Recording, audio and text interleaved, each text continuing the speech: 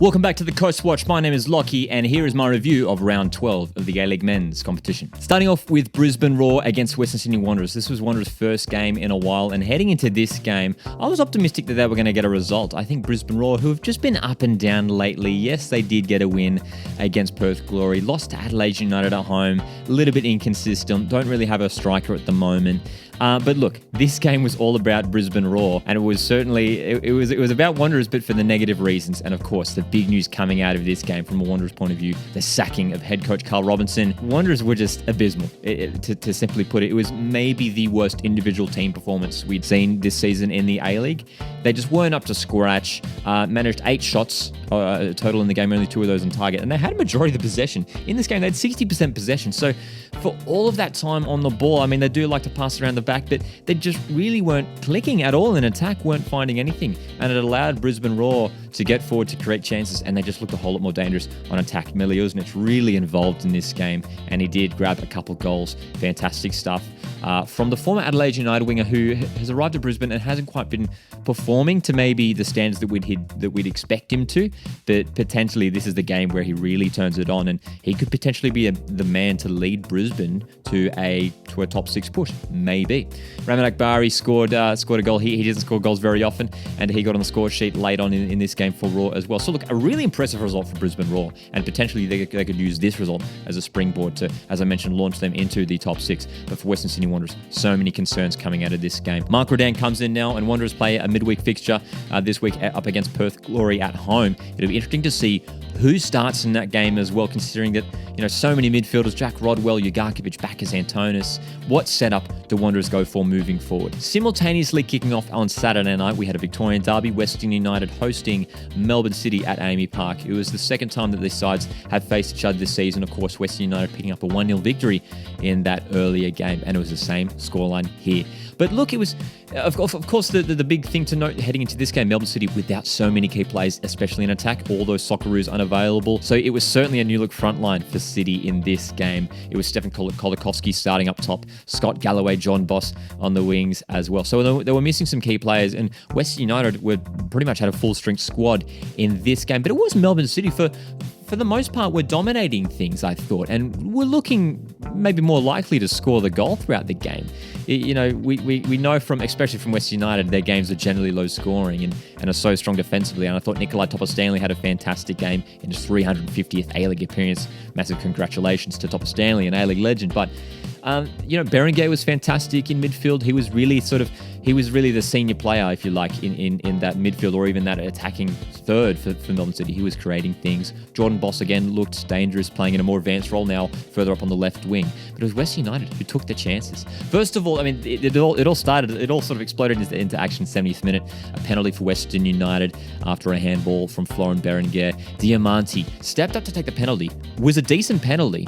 Tom Glover, fantastic save. Glover was fantastic in this game, maybe man of the match for me. A number of stunning saves, and that penalty save just really topped it off. And I put out a tweet. It was Schwarzer-esque, that save. It was incredible from the City keeper. But from the resulting corner, Steve Lustig, who for me is maybe one of the most underrated midfielders in the league, smashed the ball into the back of the net and it was the only goal that was scored in this game, and one for Western United, an important goal for them, and that's how they do it. They defend out these games. They grab the goal when they have their opportunity, and it was an important win for Western United as well, especially coming off the back of 2 consecutive losses. They did lose away to Wellington last week, so it puts them, again, back up closer towards the top of the ladder. And when we look at the ladder now, it is quite interesting. Western United level on points with the ladder leaders, Melbourne Victory, just behind a goal difference. Melbourne City down in 4th place. It really is quite fascinating. Those Victorian sides all really doing quite well in the A-League this season. On Sunday afternoon, my Central Coast Mariners travelled down to Leichhardt Oval to take on Sydney FC for the 3rd time this season.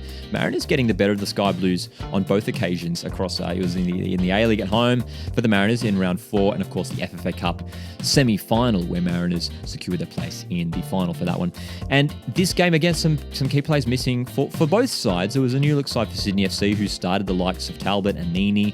It was Trent Bahagia, Cam Sober starting up top once again. Both those guys were creating havoc in the big blue just the previous week. And for the Central Coast Mariners, Jason Cummings, the new striker, started in this game. I was surprised to see him start, to be honest. I was expecting to to potentially see him off the bench, get a cameo off the bench, maybe potentially score a goal off the bench. The big loss for Central Coast Mariners, though, of course, was no Kai Rolls, and I think that really showed in this game.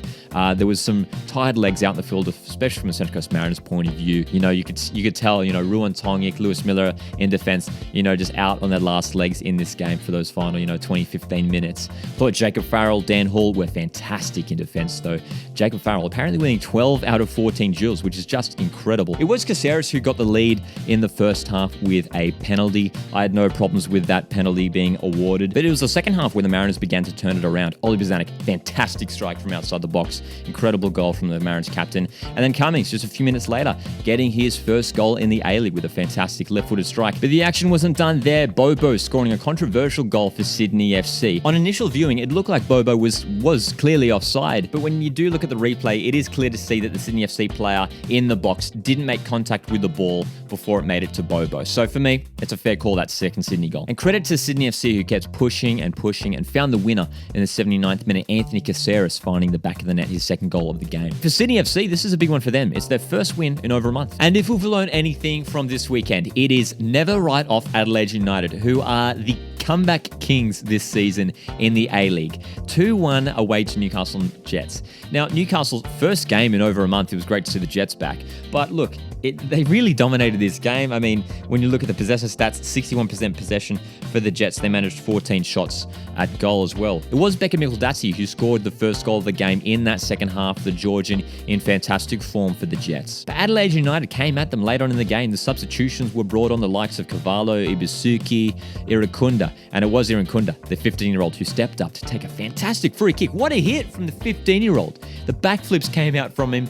It was a fantastic strike. What a way to score your first goal in the A-League. But it wasn't done there. In injury time at the end of the game, Ibusuki did it once again, coming off the bench to rescue not only a point, but 3 points this time for the Reds. An incredible passing move involving all of the substitutes. Cavallo, Lachlan Brook, Irukunda, and Ibusuki was there to finish it off. A massive 3 points for Adelaide United. They're continuing their fine form in the A-League. And that fine form now takes Adelaide United to third place on the ladder, which is maybe surprising considering just a few weeks ago that we were expecting them to maybe struggle this season. They weren't really winning games. They were struggling to score goals in games. But they've turned things around and really find themselves in a really comfortable position now towards the top of the ladder. Newcastle Jets are the fascinating one for me now. They currently sit bottom of the ladder. Of course, they have so many games in hand. But, they started off the season so well, got that big 4-0 win at home to Wellington. They've got so many star players that we've seen, have so much quality with Mikaldassi, with Daniel Pena. They really need these key players to step up if they're going to be competing for the rest of the season. What did you make of the games that we saw in round 12 in the A-League men's competition? Get your thoughts down in the comments below. We'd love to hear your assessment on some of these games. Which team surprised you? Which players surprised you from this weekend?